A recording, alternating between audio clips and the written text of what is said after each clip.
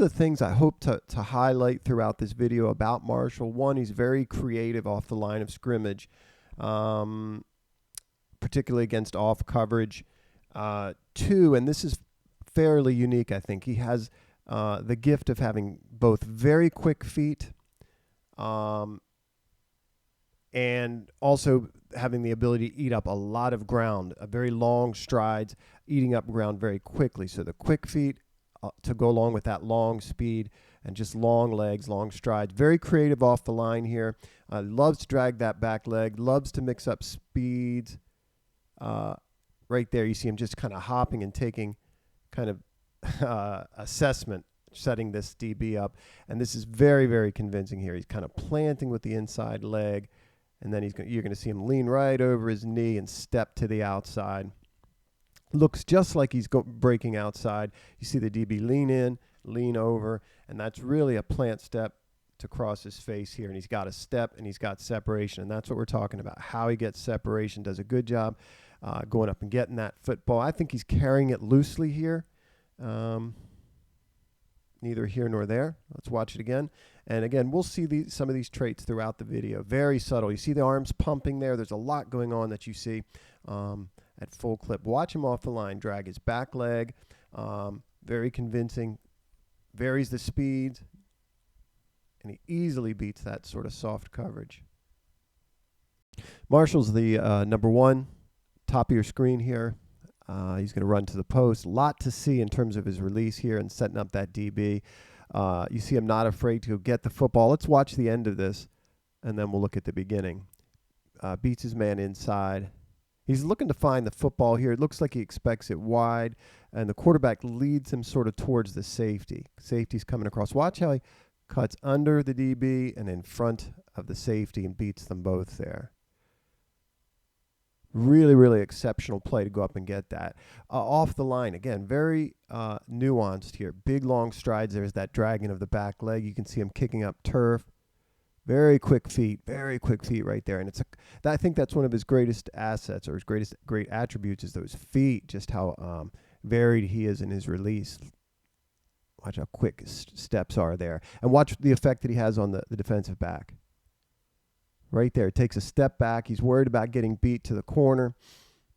He beats him inside. So we're talking about him getting separation. We talked about this, how he adjusts to the football here, gets in front of the DB that he had beat, and then undercuts the safety and comes down with it. Watch it again.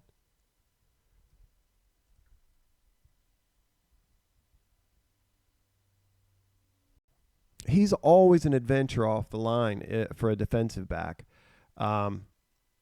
All these routes start to look the same, and you find yourself having a hard time guessing where he's going. If he's going to run the seam, if he's going to cross your face, if he's going to ride right up on you, or if he's going to run an out as he does here. He likes to drag that back leg. Watch as he makes this plant step inside here with his left foot. You know, notice that his shoulders don't turn, his helmet doesn't turn. He's coming right at the defensive back. Still, watch the defensive back right there. You see him open up and turn outside, or inside, excuse me, and he's beat. There are drops on tape. This is not a perfectly thrown ball, but I would expect him to catch this. And there are some drops on tape where it's right in his hands and he just doesn't come down with it. He's a deep threat home run hitter as well. One of the things you'll see him do is sort of lull defensive backs to sleep by varying the tempo of each individual route. Right here, he's slow playing this. Watch how quickly he transitions. He's taking very slow and shorter steps for him. He's capable, again, of these very, very quick short steps. But here, they're kind of slow, measured steps off the line. Very careless in a way, or carefree. And watch how quickly he transitions. This guy he's not sure if he should turn and run, if he's going to sit this down. Watch how quickly he goes right there. From kind of the shorter measured steps right there, and just bursts past that. Does a nice job here finding an open spot in zone coverage. Watch him read the linebacker and bend it out and over top of him, and then sit it down right in that soft spot, and the quarterback finds him. Watch it again.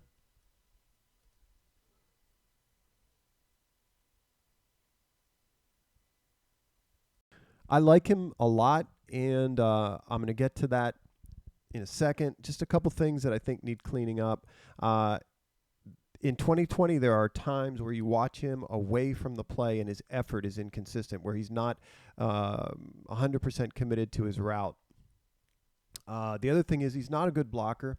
That's evident on tape. I read a major um, publications review calling him a good blocker, and I'm just not sure what I'm missing. That it's clear to me on tape he's not uh, at this stage of the game a good blocker.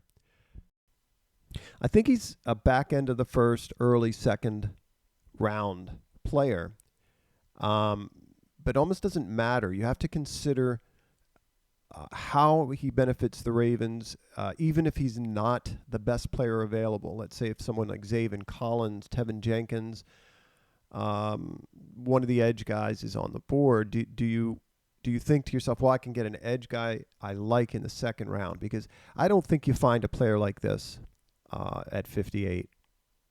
So it may be the Ravens will find themselves in a position where they're thinking along those lines. You have to envision what he does to the offense. And I'm not saying I would pass on those other guys. I think the Ravens might.